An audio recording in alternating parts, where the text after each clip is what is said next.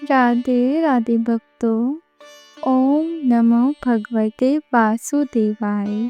हे धर्मपरायण भक्तों, भगवान विष्णु के अत्यंत प्रिय, पावन और मोक्षदायिनी कार्तिक मास की महिमा का गुणगान करते हुए हम आपके सम्मुख कार्तिक मास महात्म कथा के 24वें अध्याय की ओर अग्रसर हैं। मास भर के व्रत, स्नान, दीपदान और तुलसी पूजन से अर्जित पुण्य का तेज आज हमारे हृदय में प्रकाशित हो रहा है और आज की कथा उन महान सत्य को उजागर करने वाली है कि किस प्रकार अत्यंत पापी व्यक्ति भी भगवान के नाम और उनके भक्तों के संसर्ग से परम गति को प्राप्त करता है।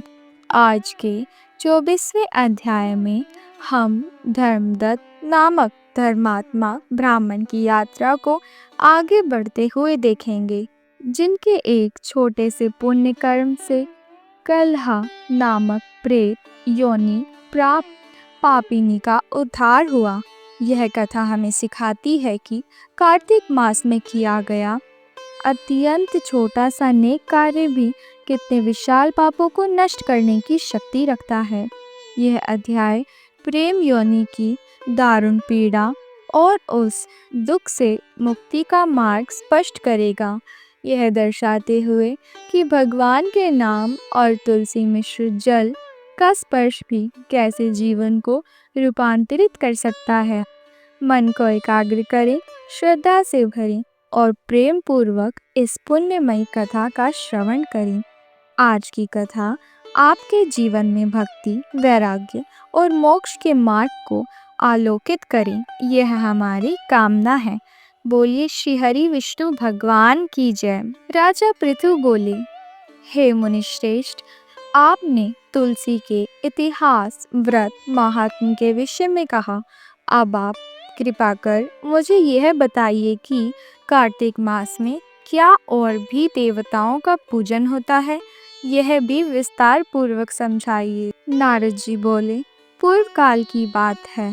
सर्वा पर्वत पर करवीकर में धर्मदत्त नामक विख्यात कोई धर्मज्ञ ब्राह्मण रहते थे।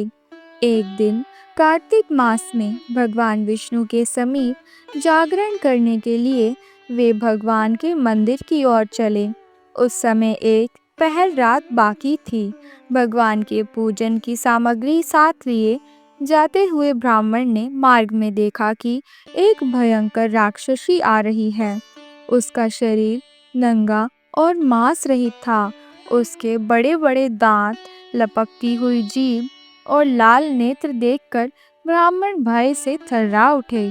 उनका सारा शरीर कांपने लग गया। उन्होंने साहस करके पूजा की सामग्री तथा जल से ही उस राक्षसी के ऊपर प्रहार किया। उन्होंने हरि नाम का स्मरण करके तुलसी दल मिश्रित जल से उसको मारा, इसीलिए उसका सारा पातक नष्ट हो गया। अब उसे अपने पूर्व जन्म के कर्मों के परिणाम स्वरूप प्राप्त हुई दुर्दशा का स्मरण हो आया। उसने ब्राह्मण को दंडवत प्रणाम करके इस प्रकार कहा, ब्राह्मण, मैं पूर्व जन्म के कार्य के फल से इस दशा में पहुंची हूँ। अब मुझे किस प्रकार उत्तम गति प्राप्त होगी? धर्मदत्त ने उसे इस प्रकार प्रणाम करते देखकर आश्चर्यचकित होते हुए पूछा, किस कर्म के फल से तुम इस दशा को पहुंची हो? कहाँ की रहने वाली हो? तुम्हारा नाम क्या है और आचार्य व्यवहार कैसे हैं? ये सारी बातें मुझे बताओ। उस राक्षसी का नाम कलहा था। कलहा बोली, ब्राह्मण, मेरे पूर्व जन्म की बात है। सौराष्ट्र नगर में भिक्षु नामक एक ब्राह्मण रहते थे। मैं उनकी पत्नी थी। मेरा नाम कलहा था और मैं बड़े क्रूर स्वभाव की स्त्री थी। मैंने वचन से भी कभी अपने पति का भला नहीं किया, उन्हें कभी मीठा भोजन नहीं परोसा, सदा अपने स्वामी को धोखा ही देती रही। मुझे कलह विशेष प्रिय था, इसीलिए मेरे पति का मन मुझसे सदा और दिन रहता था। अदोनता उन्होंने दूसरी स्त्री से विवाह करने का निश्चय कर लिया था। तब मैंने विष खाकर अपने प्राण त्याग दिए। फिर यमराज के दूत आए और मुझे बांधकर पीटते हुए यमलोक में ले गए। वहां यमराज ने मुझे देखकर चित्रगुप्त से पूछा, चित्रगुप्त देखो तो सही इसने कैसा कर्म किया है। जैसा इसका कर्म होगा उसके अनुसार इसे शुभ या अशुभ फल प्राप्त होगा। चित्रगुप्त ने कहा, इसका किया हुआ कोई भी शुभ कर्म नहीं है। यह स्वयं मिठाइयाँ उड़ाती थी और अपने स्वामी को उसमें से कुछ भी नहीं देती थी।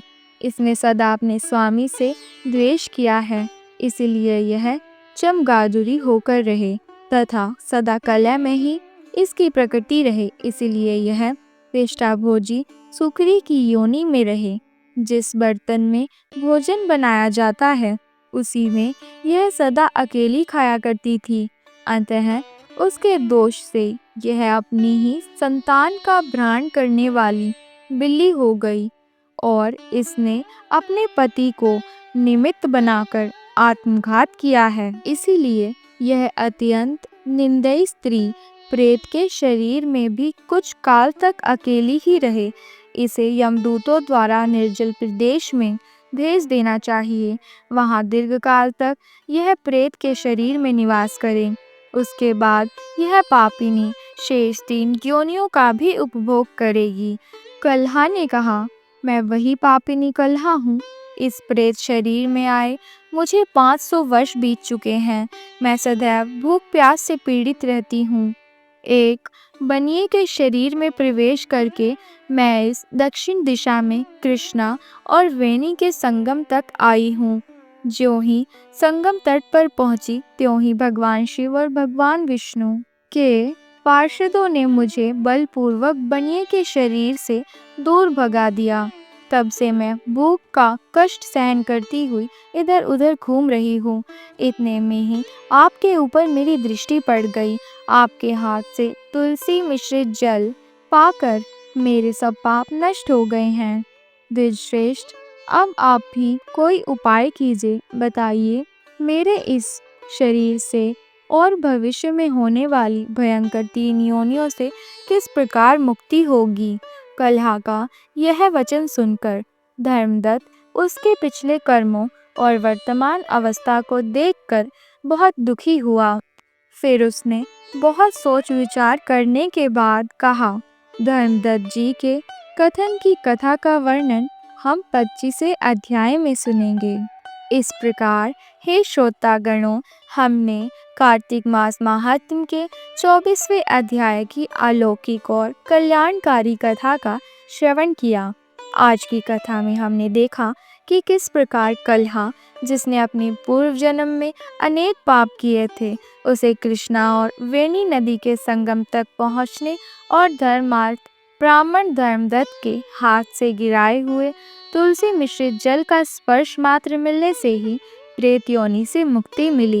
यह कथा इस बात का जीवन प्रमाण है कि कार्तिक मास में किए गए पुण्य कर्मों का फल अनंत गुना होता है और भगवान के नाम एवं उनके भक्ति की महिमा अपार है। यहाँ तक कि अनजाने में हुए पुण्य भी महान संकटों से उबार देता है। यह अध्याय हमें सिखाता है कि धर्म और सेवा का भाव कभी व्यर्थ नहीं जाता और तुलसी महारानी का महात्म्य अतुलनीय है। जीवन में चाहे कितनी भी निराशा या पाप का भार क्यों ना हो, भगवान श्री हरि में सच्ची श्रद्धा और कार्तिक मास के नियमों का पालन हमें निश्चित ही भव सागर से पार करा सकता है। आइए इस ज्ञान को अपने जीवन में उतारें और आने वाले दिनों में और अधिक श्रद्धा और भक्ति से कार्तिक मास के व्रत नियमों का पालन करें।